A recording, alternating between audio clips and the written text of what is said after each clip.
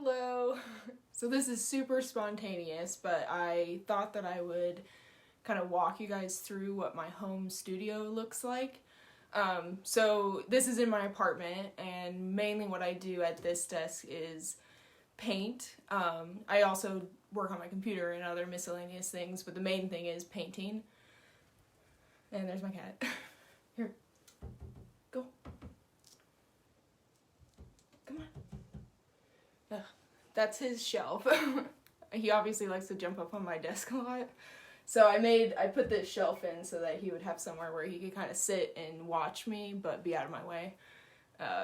But sometimes he's stubborn, like right now.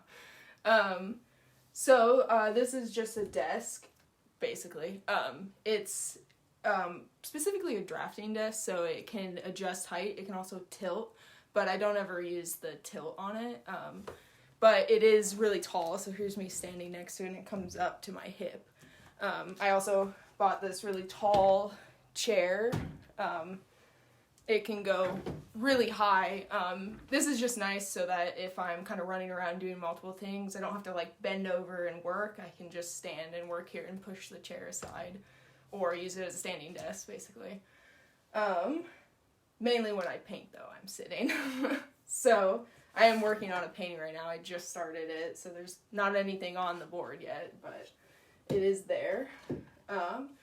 So in this corner of my room, it can be a little dark, so I installed these two lights here. So here's one is off, so I'll turn it on. And I have this clicker. So I have two like power strips, one over here and one over here that you can't see right now. So I have two power strips and these lights plugged in. Each power strip is plugged into a different one so that I can control them independently just by clicking on these. This makes it very convenient, so when I'm working over here, I'll turn these on as well as the main light in the room. These string lights are just for fun. But what these lights are, in fact, it's just two pieces of paper thumbtacked to the wall. Turn this off.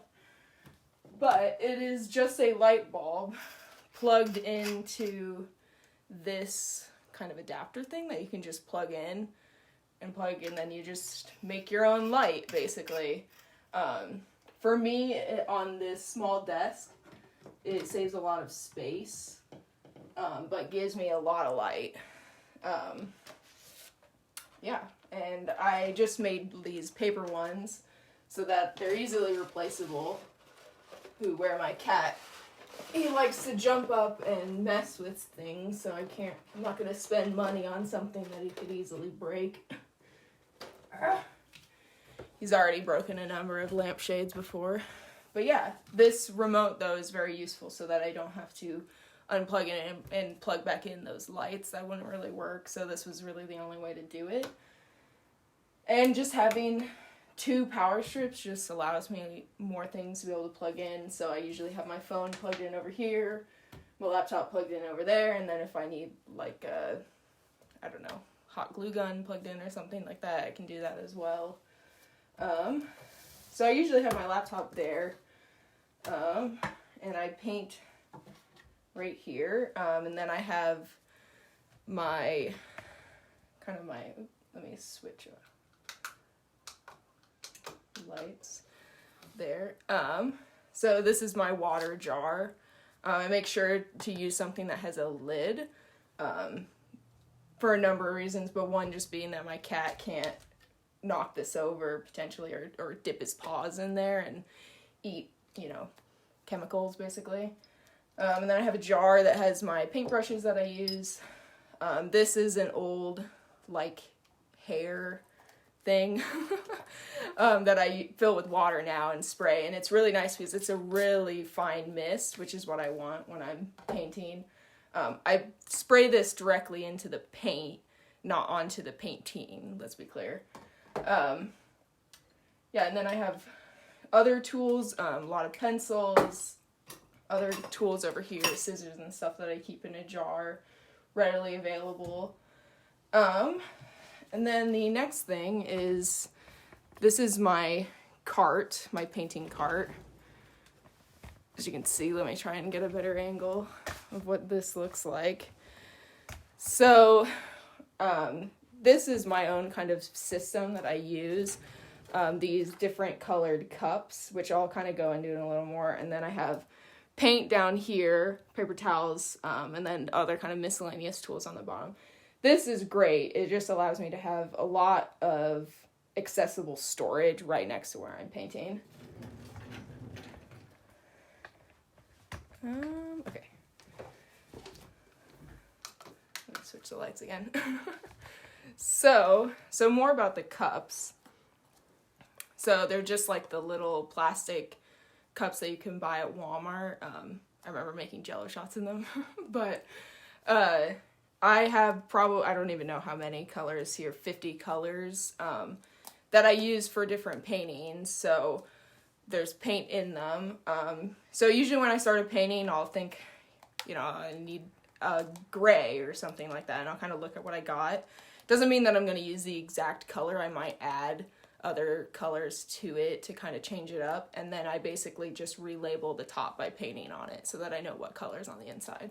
And that's where this spray bottle comes in, as I'll add water to it when I think it's getting a little dry, because these cups aren't going to prevent it from drying out forever, but it will make it last a while. So I'll do that, and then I made up this new system. This is a strainer, a really fine strainer that I hot glued to a lid that I cut the middle out of. So what I can do when a paint is kind of getting clumpy and old, but I still want to salvage something from it, is I can basically strain it through here, throw the old cup away, and then voila, it's in a new cup. Get a new lid, relabel the lid, because the paint on the lid sometimes can get clumpy and prevent it from really sealing well as well. So I started doing that recently to kind of make them last a little longer, and so that a way that I can kind of switch them over and still, they just get gross after a while. So I do that. It helps me have a lot of colors visually available too, instead of having to kind of think in my head, what color do I want to make, and then having to grab a bunch of different bottles and mix them, is I already have a palette that is my palette, kind of just readily available, versus having to mix everything from start every time. That would be a lot. For me too, I might start a painting, work on it for a while, and then go to the ceramic studio for a while, come back the next day and work on it. So I can't just have paint sitting out, especially acrylic, it'll just dry up immediately. So the cups are just the way to go for me. Yeah, I think that's about it. I have on my table a, it's like table, like cloth, like outdoor waterproof tablecloth fabric that you can buy off the roll from like any craft store. So I put that over the table to protect it. And this one's getting a little worn, especially on this front edge where I work. So I'll probably replace it soon, but it's just going to help keep the life of my table a little longer. So, and I just bought this new chair because my old chair was the chair that came with this desk and it had worn out already. So yeah, that's about it. If you have any questions, you can comment and I'll comment back, but thanks for watching.